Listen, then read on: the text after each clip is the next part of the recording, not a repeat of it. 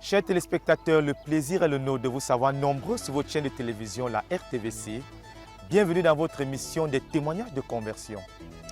Comme nous vous l'avons déjà dit en entame de cette émission parlant de la vraie conversion, le Seigneur Jésus-Christ vient dans le cœur d'un homme pour pardonner tous les péchés qui ont été confessés et abandonnés pour toujours.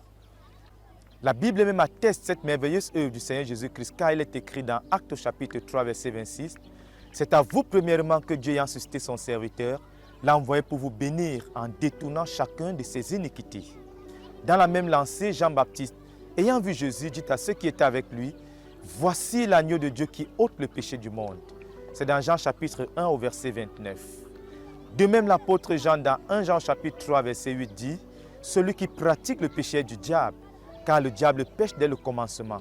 Le Fils de Dieu a paru afin de détruire les œuvres du diable. » C'est donc cela l'œuvre de notre Seigneur Jésus-Christ en ceux qui viennent à lui de tout leur cœur, comme c'est le cas de notre bien-aimée sœur Julienne Tawet dans notre émission de ce jour. Elle a rencontré ce merveilleux Sauveur. Écoutons son histoire dans un instant. Tout est vanité, à quoi sert-il à un homme de gagner le monde si personne n'a?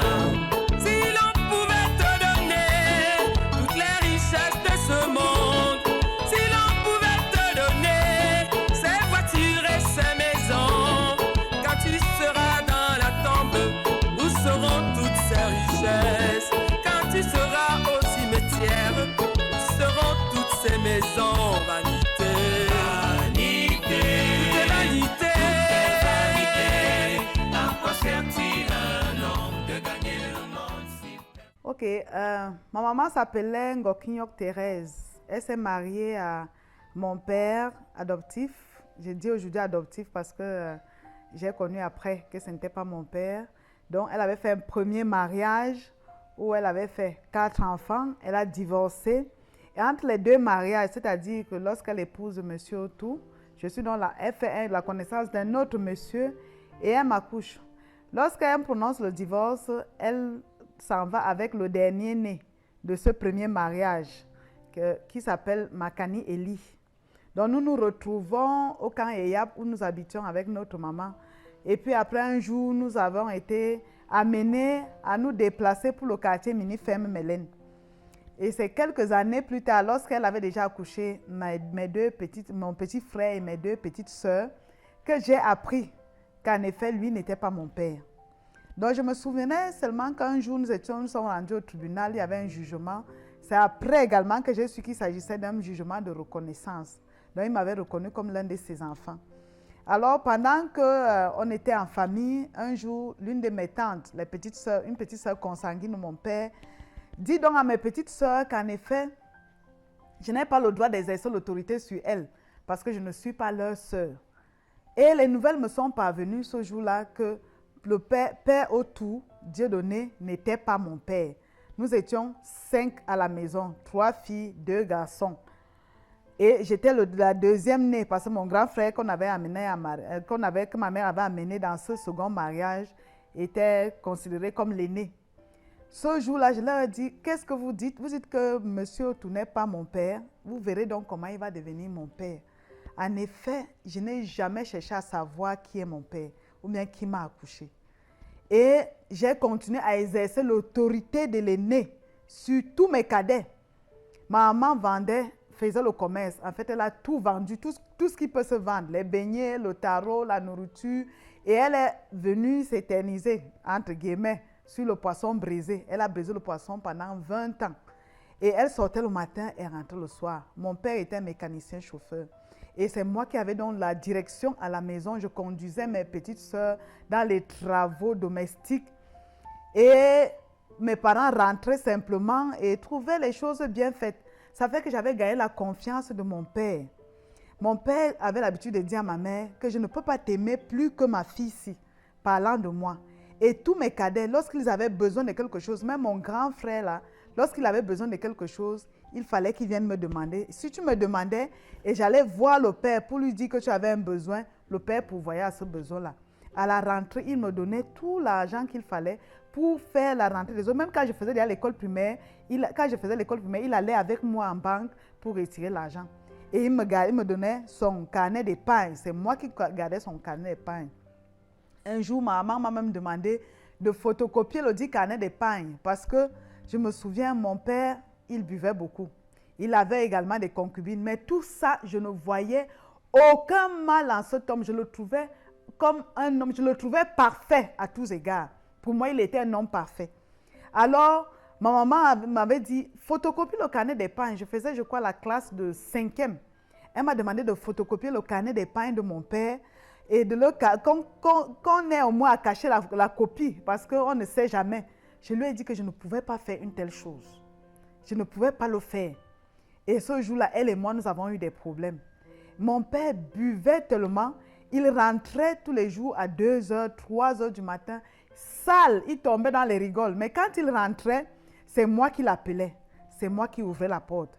Quand j'ouvrais la porte, il me disait, maman, maman, est-ce qu'il y a à manger? À 2h du matin, comme je n'avais pas de la sagesse, c'est à 2h du matin que j'allais chauffer son plantain, piler le plantain à 2h du matin, alors que je pouvais le piler dans la soirée. Mais là, il était toujours satisfait. Et je lavais ses pieds debout, je les portais et je les posais au lit. Il veillait à ce que je m'asseye avec lui à table là jusqu'à ce qu'il achève de manger. Tant qu'il n'a pas achevé de manger, je ne quitte pas la table. Ensommeillé, il me demande, tu veux manger? Je dis non, je ne vais pas manger. Jusqu'à ce qu'il achève de manger et que je l'accompagne dans son lit et puis après je vais me coucher. Ça fait que nous avions une très bonne relation. Une très bonne relation. Et dans mon cœur, je n'ai jamais cherché qui a été mon père géniteur jusqu'au jour d'aujourd'hui. Je n'ai jamais demandé à ma mère qui a été mon père. J'ai dit, celui-ci c'est mon père et Dieu m'a donné un père. Il s'occupe bien de moi. Je n'ai besoin de rien d'autre. Donc c'est comme ça que nous avons grandi et il m'a établi comme autorité sur tous mes frères. Il m'a établi comme autorité même sur l'aîné que ma mère avait ramené du premier lit. Et même sur ma maman, j'avais autorité parce que le père m'avait donné cette autorité-là. Donc voilà un peu dans quelle atmosphère j'ai grandi, noyé dans l'amour d'un père, noyé dans l'amour d'une mère. Même ma mère ne s'était pas opposée à cette façon de m'aimer. Il m'aimait tellement et moi aussi je l'aimais et ma mère n'avait aucune objection à cela. Donc elle nous laissait juste faire. Et il m'a inscrit dans des écoles privées. J'ai fait l'internat de la 6e en première, donc 6e en 3e au collège Stoll et de la seconde en première au collège Stenzi au Bala. C'était à l'internat. Et il payait ma scolarité très cher. Bon, je n'avais repris aucune classe jusqu'à l'année de licence.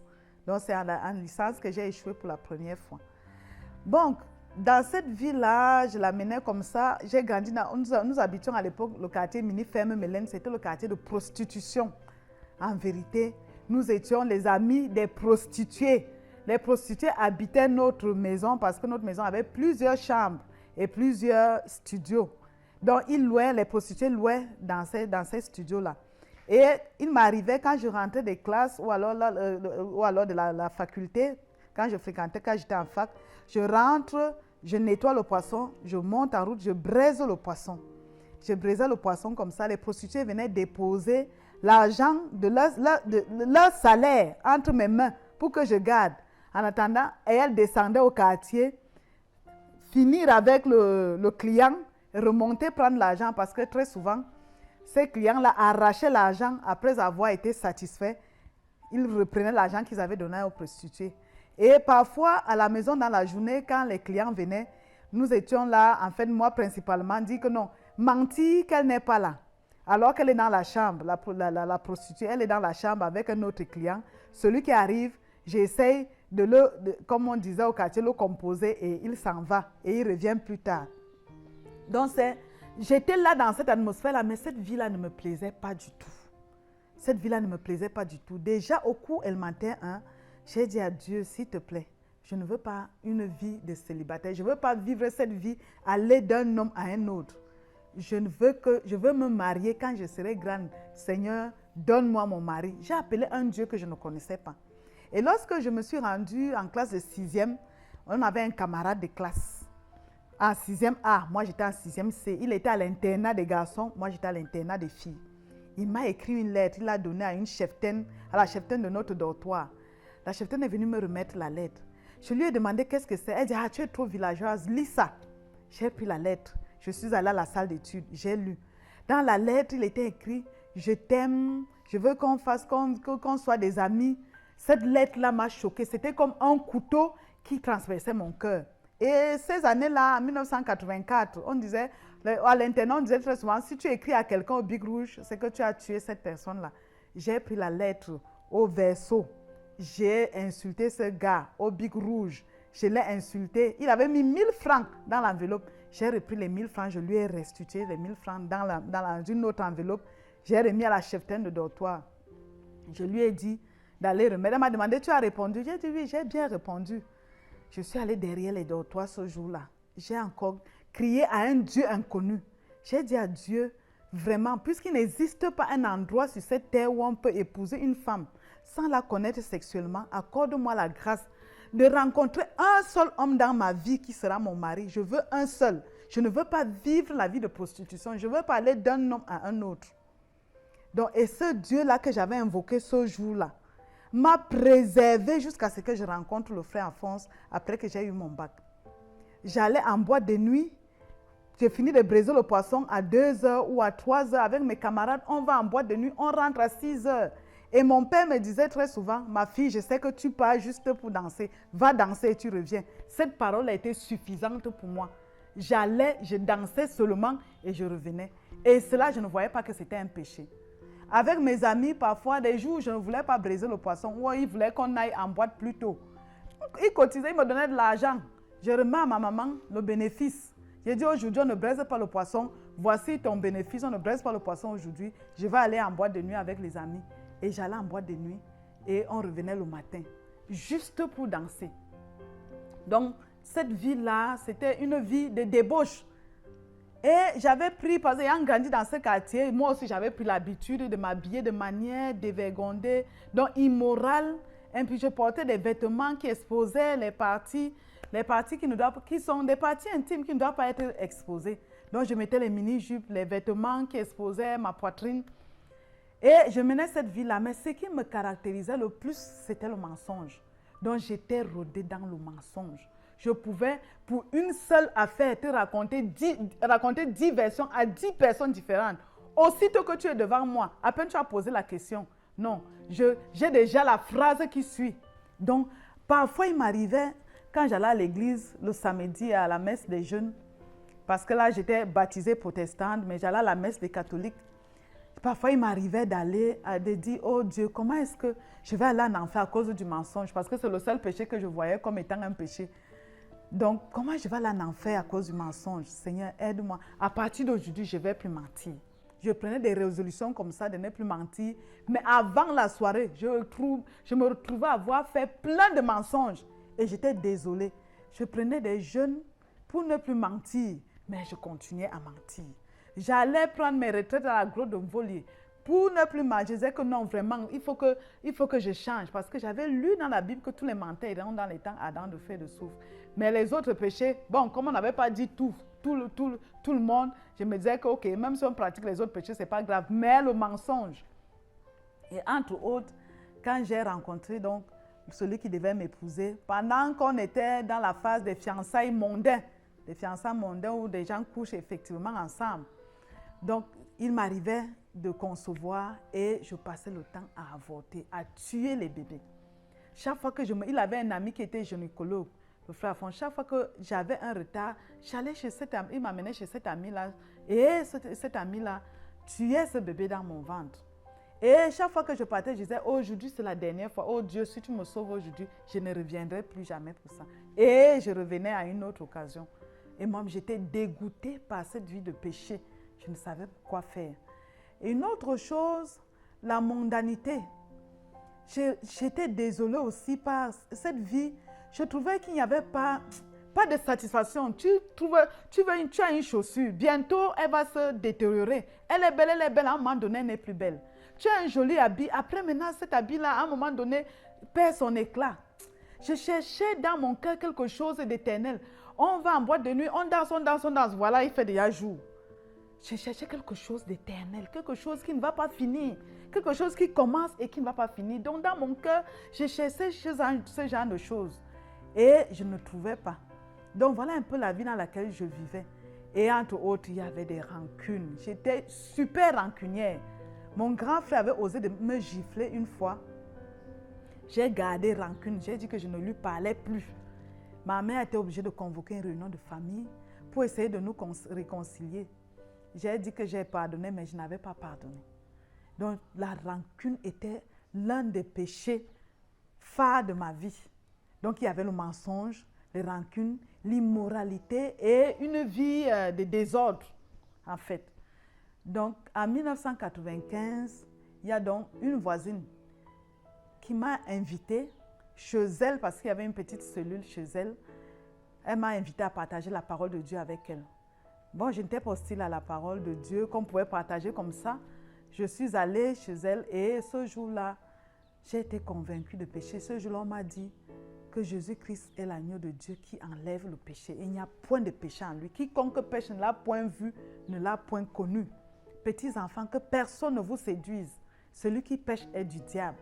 Ce jour-là, j'ai été convaincue de ce que je suis un enfant du diable. J'ai dit, Seigneur Jésus, c'est toi qui as dit que tu es l'agneau de Dieu qui enlève les péchés. Viens dans ma vie et enlève chacun de mes péchés. Je suis rentrée dans ma chambre. J'ai demandé pardon au Seigneur pour tous ces péchés que je connaissais. J'ai dit, viens enlever. Je ne veux plus rien voir de chacun de ces péchés. Ce n'est pas moi qui t'ai envoyé à la croix. C'est toi qui l'as dit. Viens dans ma vie et enlève.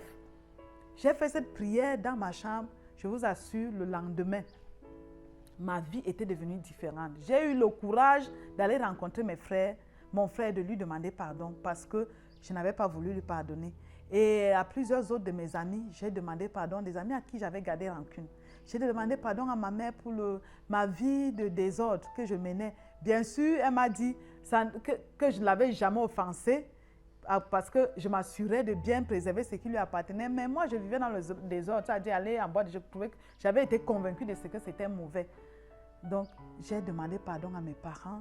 Les gris-gris que j'avais, parce que nos parents nous apportent. Ma mère amenait un guérisseur à la maison pour nous protéger. Parce que disait-on, nous sommes un peu intelligents et que notre oncle voudrait nous tuer dans la sorcellerie.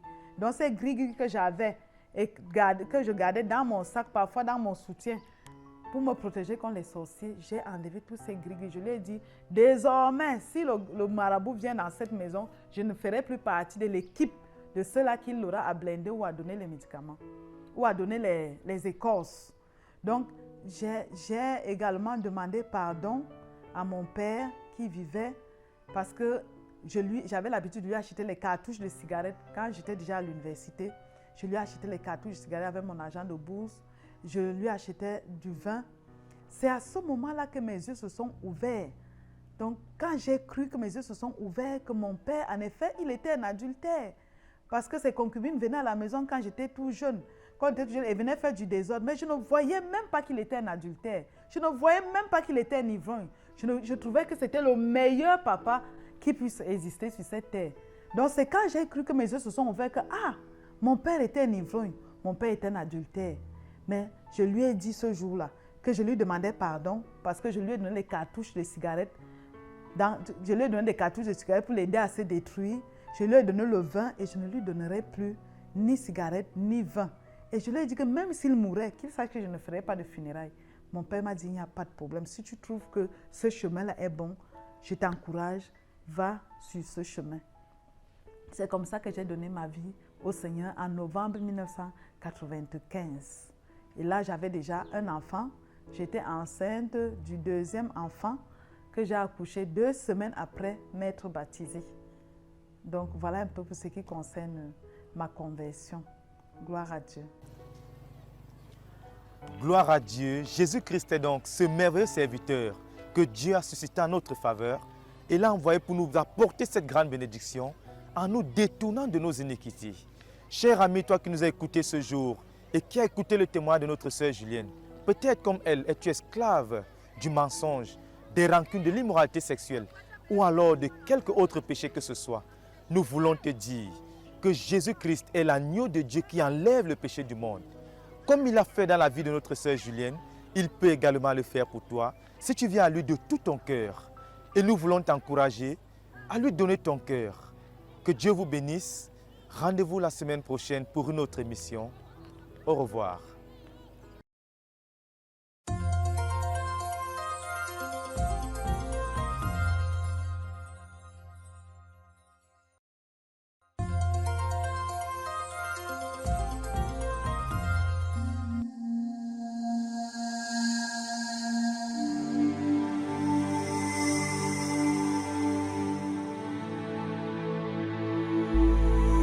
Je n'avais jamais eu l'intention d'écrire ce traité.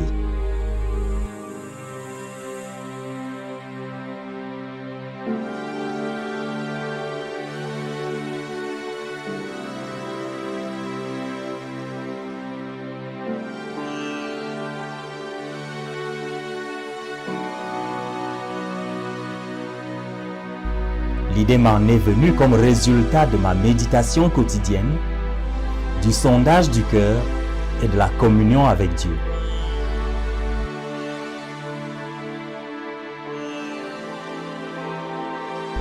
Ce jour-là, le 10 novembre 1989, j'étais en train de méditer sur Luc chapitre 18 verset 20, où le Seigneur dit au jeune homme riche, « Tu connais les commandements. Tu ne commettras point d'adultère. Tu ne tueras point. Tu ne déroberas point. Tu ne diras point de faux témoignages. Honore ton père et ta mère. » J'ai décidé d'avoir une méditation de 2 heures pour examiner mon cœur et ma vie devant le Seigneur sur chacun des commandements qui furent donnés par le Seigneur dans le passage ci-dessus. Je vais juste écrire ce que j'écrivis dans mon cahier de méditation ce jour-là comme étant l'adultère. Je crois que la plupart des aspects s'appliquent aussi à la fornication. Je commets l'adultère si je fais une quelconque des choses suivantes. Petit 1. Je vais au lit avec une femme autre que mon épouse. Petit 2. Je caresse une quelconque femme pour la pousser à connaître une satisfaction sexuelle. Petit 3. Je permets à une femme quelconque de me caresser pour me pousser à connaître une satisfaction sexuelle. Petit 4. Je me masturbe. Petit 5. Je donne secrètement un baiser à une femme, que ce soit sur la main, sur la joue ou sur les lèvres. Numéro 6. J'embrasse secrètement une femme. 7. Je serre secrètement la main d'une femme. 8. Je caresse une partie quelconque du corps d'une femme, la main, la face, le dos et ainsi de suite, avec désir, même si c'est en public.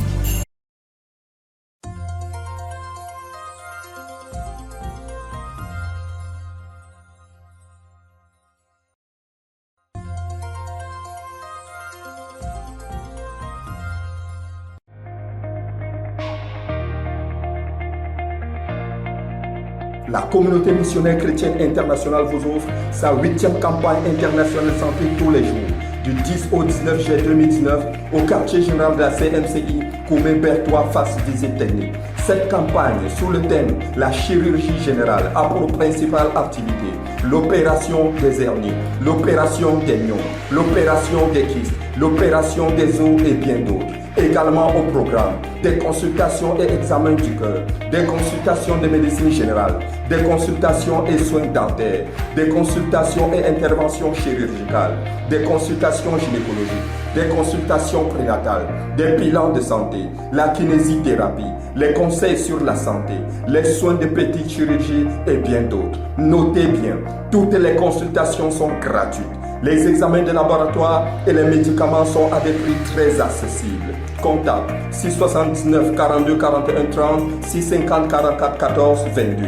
C'est à Hope Clinic, votre partenaire avec Dieu pour le bien-être de l'homme.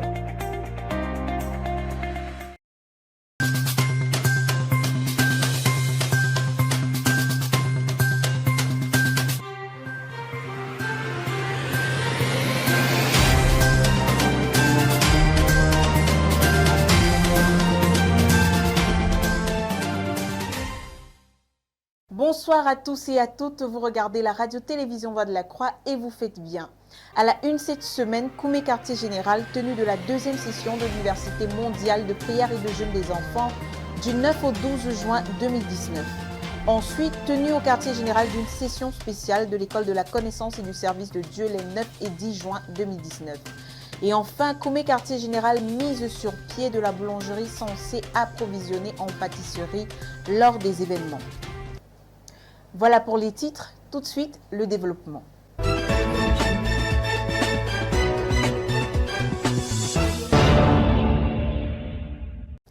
L'UMPJ des enfants âgés de 10 à 18 ans qui avait pris effet le 9 juin dernier à Koumé quartier général vient de s'achever.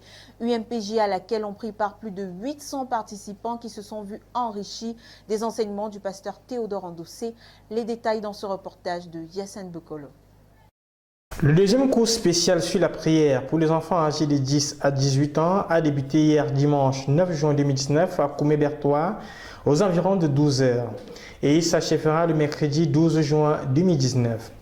La sœur Emilia Tendo, la vice-chancelière de l'Université mondiale de la prière et du jeûne, a situé cette session en déclarant « Ce cours est le 11e organisé pour atteindre le but des 40 cours que le frère Théodore a demandé. » Lundi 10 juin, après le réveil, les dévotions, le bain, ensuite des dévotions matinales au hall, tous se retournent pour le petit déjeuner avant d'avaler quelque chose. Ensuite, le frère Théodore a conduit les enfants dans les proclamations. Je proclame que les desseins de l'Éternel pour ma vie s'accompliront. Ensuite, il a rappelé le besoin de bâtir la génération Josias, la génération des enfants au profil spirituel exceptionnel. Comme dans ce cours, les enfants d'Isaac feront l'objet de l'étude, à savoir Jacob et Ésaü. Après ce puissant ministère de la parole, les enfants se retrouvent dans des groupes d'études bibliques. La session du soir a été organisée autour de la proclamation de la parole de Dieu de certains livres chrétiens et les participants ont eu droit à une projection vidéo. C'est avec beaucoup d'enthousiasme qu'ils sont allés se reposer. Le Seigneur Jésus a dit « Laissez venir à moi les petits-enfants, ne les en empêchez pas. » Décidément, ils sont venus en grand nombre vers le Seigneur. Jusqu'ici, ils étaient déjà à 875 enfants sur le site. Louez l'Éternel car il est bon, car sa miséricorde durera toujours. Pour la RTVC, je suis Yacine Bokolo.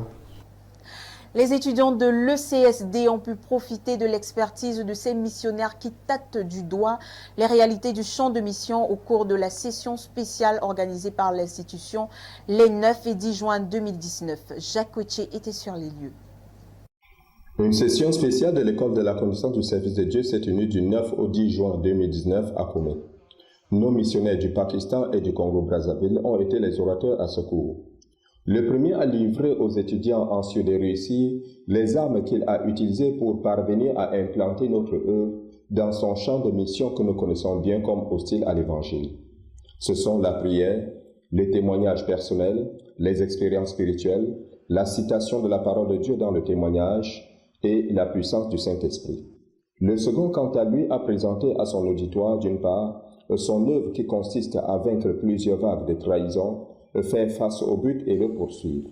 Et d'autre part, les armes qu'il a utilisées, à savoir la relation avec Dieu, les paroles prophétiques et la prière pour ses ennemis. Et chacun des témoignages s'est achevé par une série de questions-réponses. Une vague d'action de grâce s'est élevée à celui qui a préparé, formé et envoyé les ouvriers dans la moisson. Pour la RTVC, Jacques Cotier. Une nouveauté à la base Koumé est la mise sur pied d'une boulangerie-pâtisserie qui a fait ses preuves jusqu'ici en nous ravitaillant lors de nos événements. Une initiative de jeunes ouvriers qui mettent leur talent au service du Seigneur. Suivons Yacine Bokolo. En début d'année, le Seigneur a promis à notre communauté de nouveaux ministères. Ces promesses se sont matérialisées à travers un groupe d'étudiants qui ont pris sur eux le pari de lancer la boulangerie à Koumé.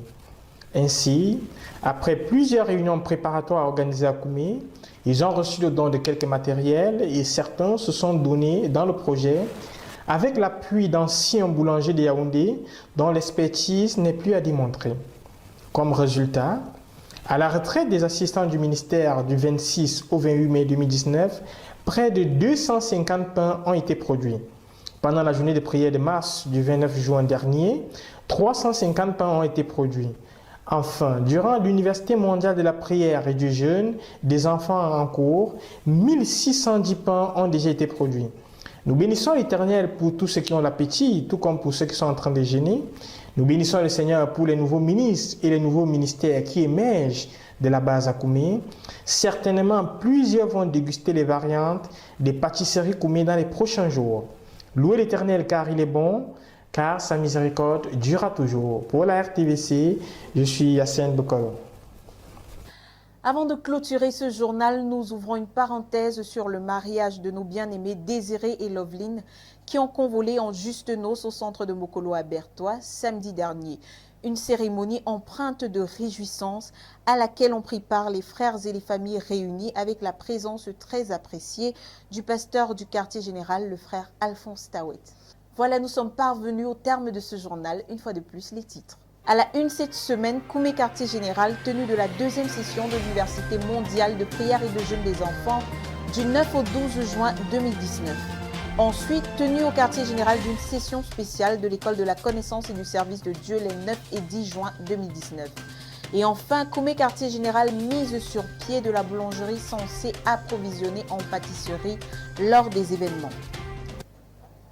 Chers téléspectateurs, merci de nous avoir suivis. Rendez-vous la semaine prochaine. Soyez bénis.